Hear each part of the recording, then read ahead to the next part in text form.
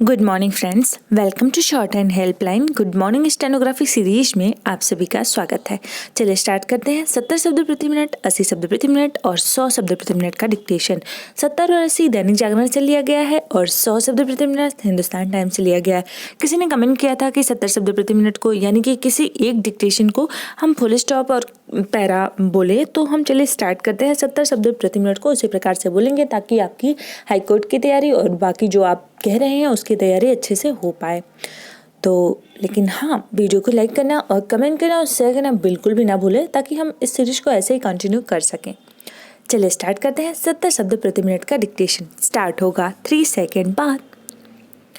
Start. Uttarakhand के चमोली जिले में हिमखंड टूटने से जो तबाही हुई उसने 7 साल पहले केदारनाथ में आई उस भीषण आपदा की याद दिला दी जिसने बड़े पैमाने पर विनाश किया था। पूर्ण विराम।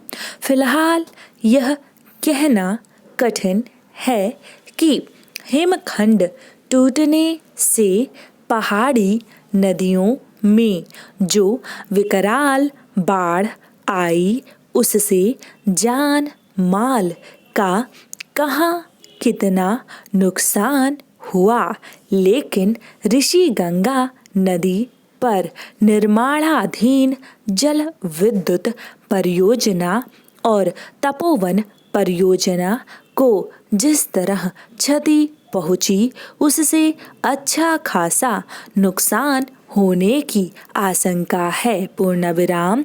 इस आशंका के बीच राहत की बात यह है कि तबाही में फंसे कई लोग बचा लिए गए और लापता लोगों की तलाश जारी है। पूर्ण विराम।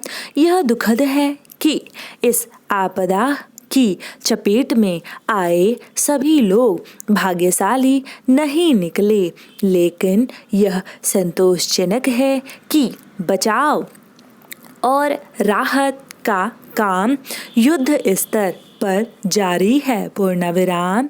इसकी अनदेखी नहीं की जानी चाहिए कि इस बार राहत और बचाव का अभियान तत्काल शुरू करने में सफलता मिली। पूर्ण विराम। इस अभियान में विभिन्न बल जिस तरह आनन फानन जुटे वह उल्लेखनीय है। पूर्ण विराम।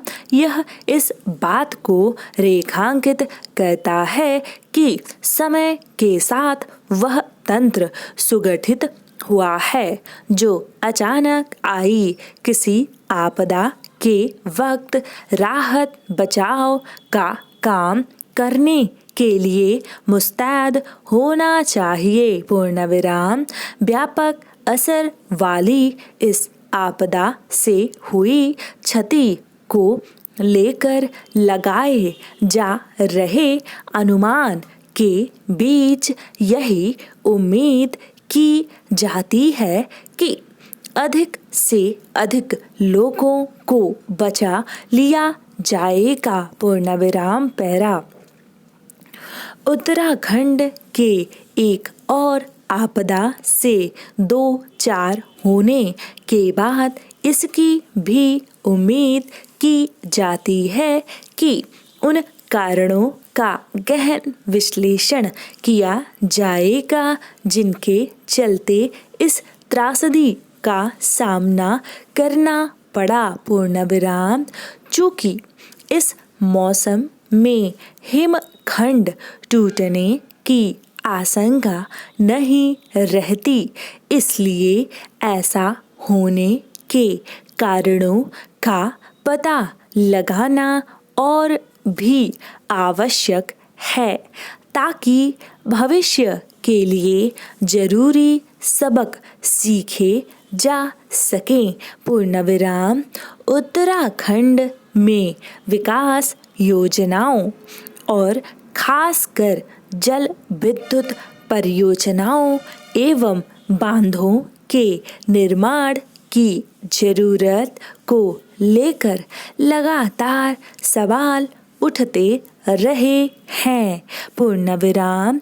कम से कम अब तो इन सवालों के जवाब खोजे ही जाने चाहिए। पूर्ण विराम। इसके साथ ही हिमखंडों के अध्ययन का काम भी प्राथमिकता के आधार पर किया जाना चाहिए। पूर्ण विराम। इस क्रम में इस पर गौर अवश्य किया जाए कि इस हिमालयी क्षेत्र के हिमखंड कहीं जलवायु परिवर्तन का शिकार तो नहीं बन रहे हैं। ध्यान रहे कि विभिन्न अध्ययनों में इसकी आशंका जताई जा चुकी है कि जलवायु परिवर्तन का तेज चक्र हिमालय के हिमखंडों के लिए खतरा बन सकता है। पूर्ण विराम।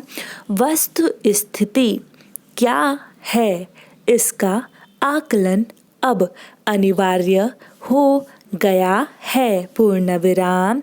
निसंदेह इसी के साथ यह भी देखा जाना चाहिए कि पर्वतीय क्षेत्रों में विकास इस तरह से हो कि वह वहाँ के पारिस्थितिकी तंत्र पर कोई प्रतिकूल प्रभाव न डाले। पूर्ण विराम।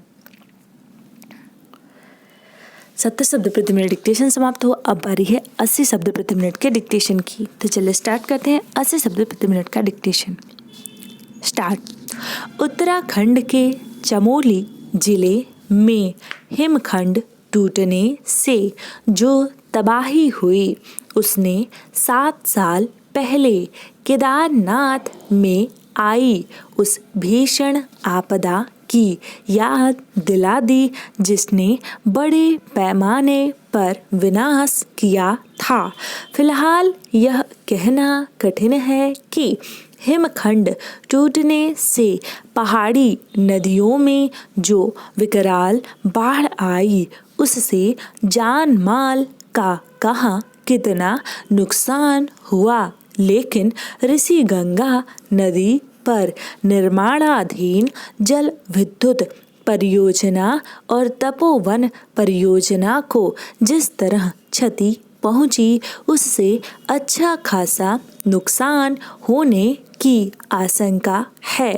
इस आशंका के बीच राहत की बात यह है कि तबाही में फंसे कई लोग बचा लिए गए और लापता लोगों की तलाश जारी है।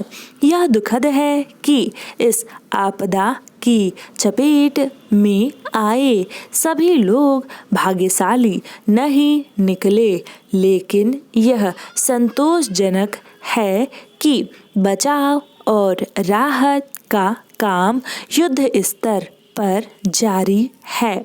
इसकी अनदेखी नहीं की जानी चाहिए कि इस बार राहत और बचाव का अभियान तत्काल शुरू करने में सफलता मिली। इस अभियान में विभिन्न बल जिस तरह आनन फानन जुटे वह उल्लेखनीय है। यह इस बात को रेखांकित करता है कि समय के साथ वह तंत्र सुगठित हुआ है जो अचानक आई किसी आपदा के वक्त राहत बचाव का काम करने के लिए मुस्तैद होना चाहिए। व्यापक असर वाली इस आपदा से हुई क्षति को लेकर लगाए जा रहे अनुमान के बीच यही उम्मीद की जानी है कि अधिक से अधिक लोगों को बचा लिया जाएगा। उत्तराखंड के एक और आपदा से 2-4 होने के बाद इसकी भी उम्मीद की जाती है कि उन कारणों का गहन विश्लेषण किया जाए जिनके चलते इस त्रासदी का सामना करना पड़ा। चूँकि इस मौसम में हिमखंड टूटने की आशंका नहीं रहती, इसलिए ऐसा होने के कारणों का पता लगाना और भी आवश्यक है ताकि भविष्य के लिए जरूरी सबक सीखे जा सकें। उत्तराखंड में विकास योजनाओं और खासकर जल विद्युत परियोजनाओं एवं बांधों के निर्माण की जरूरत को लेकर लगातार सवाल उठते रहे हैं। कम से कम अब तो इन सवालों के जवाब खोजे ही जाने चाहिए। इसके साथ ही हिमखंडों के अध्ययन का काम भी प्राथमिकता के आधार पर किया जाना चाहिए। इस क्रम में इस पर गौर अवश्य किया जाए कि इस हिमालयी क्षेत्र के हिमखंड कहीं जलवायु परिवर्तन का शिकार तो नहीं बन रहे हैं। ध्यान रहे कि विभिन्न अध्ययनों में इसकी आशंका जताई जा चुकी है कि जलवायु परिवर्तन का तेज चक्र हिमालय के हिमखंडों के लिए खतरा बन सकता है। वस्तु स्थिति क्या है, इसका आकलन अब अनिवार्य हो गया है। निसंदेह इसी के साथ यह भी देखा जाना चाहिए कि पर्वतीय क्षेत्रों में विकास इस तरह से हो कि वह वहाँ के पारिस्थितिकी तंत्र पर कोई प्रतिकूल प्रभाव न डाले।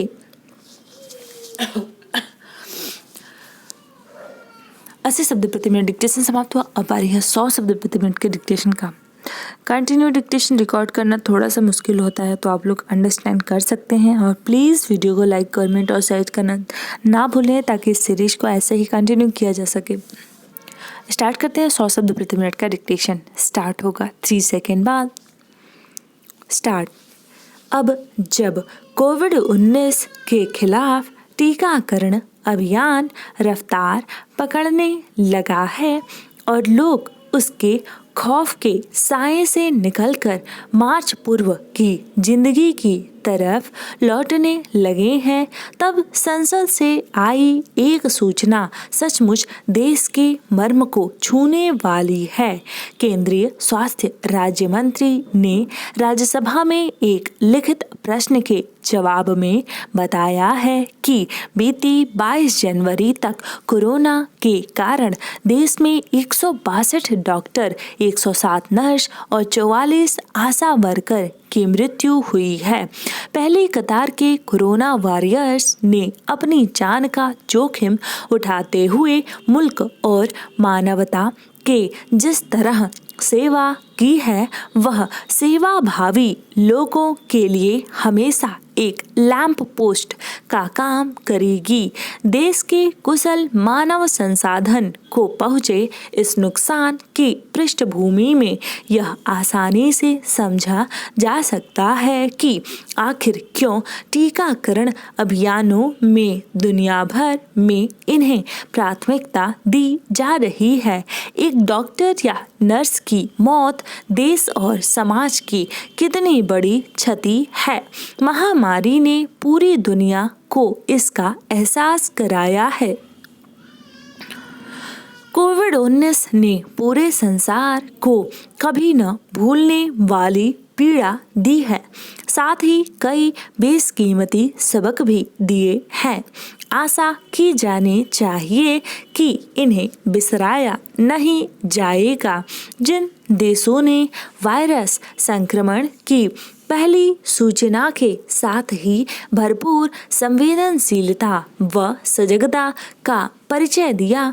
उनके यहाँ जान माल का कम नुकसान हुआ, वहीं बेहतर स्वास्थ्य सुविधाओं का दंभ पाले विकसित देशों ने अपनी लापरवाही की भारी कीमत चुकाई है।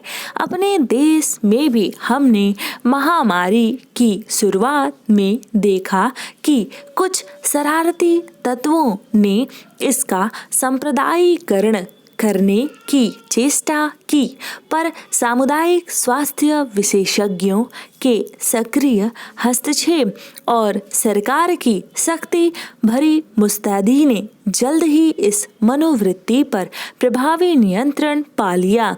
इसके बावजूद देश में मेडिकल टीमों को कई जगह काफ़ी परेशानी उठानी पड़ी। हमने शुरुआती कुछ चूकें न की होती तो यकीनन आज कुछ बेहतर स्थिति में होते, क्योंकि कोलंबिया यूनिवर्सिटी समेत दुनिया के कई प्रतिष्ठित संस्थानों का शोधपरक अध्ययन अब हमारे सामने है, जो बताता है कि जिन समाजों में आपसी भरोसे व संस्थाओं में विश्वास का स्तर ऊंचा रहा, वहाँ महामारी बहुत नुकसान नहीं पहुंचा पाई है। महामारी के आगमन के साथ ही यह तय था कि वैज्ञानिक तरक्की के जिस सोपान पर आज का मानव समाज खड़ा है, विज्ञान की मदद से वह इस पर काबू पा लेगा और अब साल भर के भीतर ही टीकों की इजाद व उनकी प्रभावशीलता ने उस विश्वास को ठोस आधार दे दिया है।